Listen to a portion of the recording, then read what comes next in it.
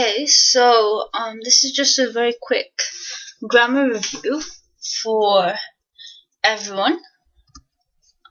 These are all things that I'm sure everybody knows, but they're just so very easy to forget and just gloss over, especially when you're doing a lot of writing or writing quickly, academic writing, those kind of things. So it's just a little refresher for all of us. Hopefully you find it useful.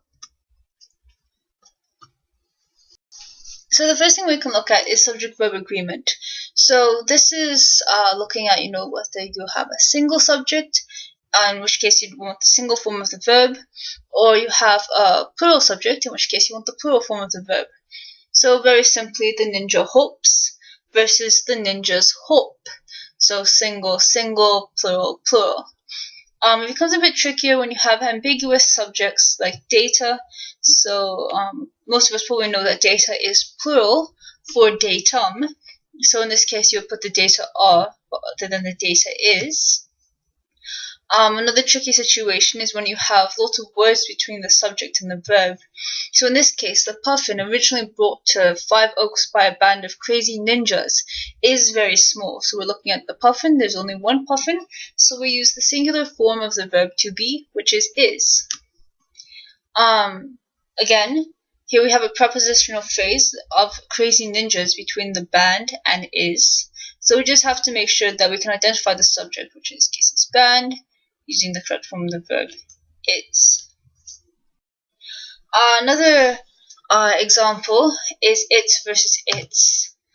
And its without the apostrophe is belonging to it. There's a typo here, so we'll just ignore that. And say the dog lost its bone because its bone, the bone belongs to the dog, the bone belongs to it, so there's no apostrophe there. And the second example, it's with the apostrophe, is short for it is. So it's the most wonderful time of the year. The rule of thumb is if you can replace it with it is, you use the apostrophe. If not, you don't use the apostrophe. So in this case, the dog lost its bone. The dog didn't lose it is bone. It lost the bone belonging to it. Therefore, there's no apostrophe. So just some quick ideas of comma use. So we use commas for positives. So if you have extraneous information in the sentence which is not necessary, you have to surround it with commas to show that this isn't part of the sentence, but we put it in there just for reference. So for example, the treasure, comma, she told me, comma, was hidden far away. You need commas on both ends of the phrase she told me to show that it's removable and the sentence would still make sense. In the second example, we have a definition as our positive. So the restaurant sold churros, which are a Spanish donut. So we have comma, a Spanish donut, for the definition of churros. We can also use commas to divide a dependent and independent clause. So dependent is not a full sentence, it usually has a conjunction, and an independent clause is a complete sentence on its own. So we could go to the store, which is complete sentence, independent clause, or we could go to the bank, incomplete sentence, or dependent clause. We have the two, we can separate them with a comma. We could go to the store, comma, or we could go to the bank. Run-on sentences are another easy trap to fall into. The example we have here, as you can see, this sentence is very long. There is no punctuation. This makes it a run-on sentence. People will sometimes try to correct run-on sentences with commas, but this is incorrect because the pause just isn't long enough to make it a correct sentence.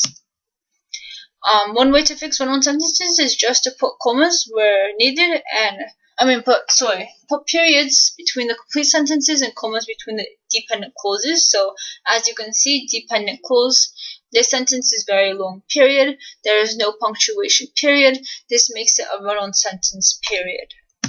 Another way to do this is to vary the punctuation. So as you can see, comma, this sentence is very long, comma, add a conjunction, and there is no punctuation, semicolon, this makes it a run-on sentence.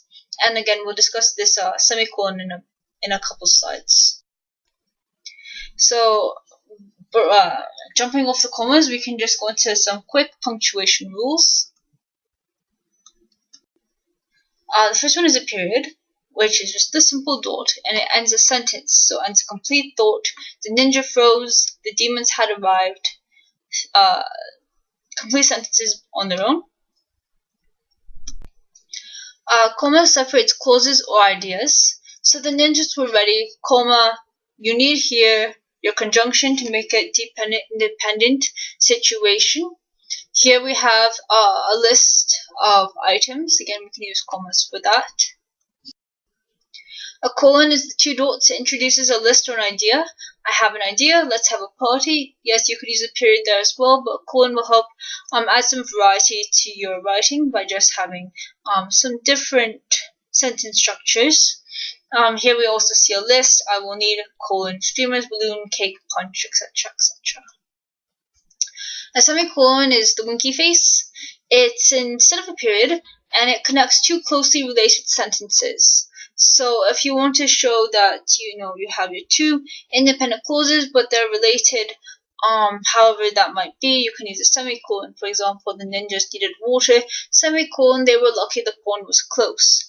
Semicolon is just like a period, except it connects two closely related sentences, which are usually showing the same idea, or sometimes a cause and effect relationship. Alright, last bit of punctuation we can look at is the hyphen versus the dash. So the hyphen is the short one, the dash is a long one. Some computers will give you a dash in autocorrect. Other times you can type in a numerical code and you get a dash. If you don't know how to get a dash or your computer doesn't give you one, you can use two hyphens. Generally that's an acceptable form of a dash. The hyphen itself, so the short one, is used to connect two words to form one word. So baby, sit, Mary Jane, things like that. Use the short one because you're forming one word out of two smaller words.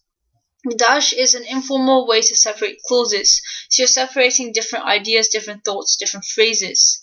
Whereas the hyphen, you're connecting words. So dash is separation, hyphen is connecting. Last note here is the difference between affect and effect. So affect is a verb, and it means to cause a consequence. So the tragic ending of the book did not affect him in the slightest. Affect is the verb. It means that he experienced no consequences because of this tragic ending of the book. Effect is the noun, so it's the consequences themselves. So the effects of the new drug are still unknown. Effect can also be used as a verb in rare instances to mean to bring about, so to effect change, for example. This is very different from effect, which is causing a consequence.